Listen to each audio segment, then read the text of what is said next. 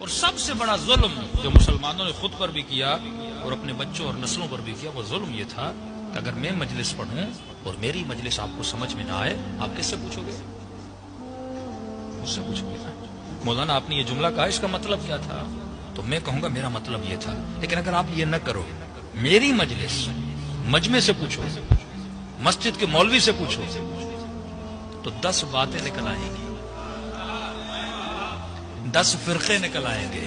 یہ 72 فرقے اس لیے نکلے کیونکہ لوگوں نے الگ الگ لوگوں سے باتیں پوچھی۔ بھائی بات میں نے کہی ہے تو مجھ سے پوچھو۔ سب سے بڑا ظلم یہ ہوا کہ کہا نبی نے تھا من کنت مولا،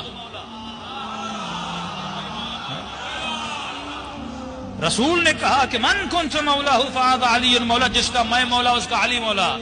اب لوگ مولا کا مفہوم نبی سے نہیں پوچھ رہے، مفتی سے پوچھ رہے ہیں۔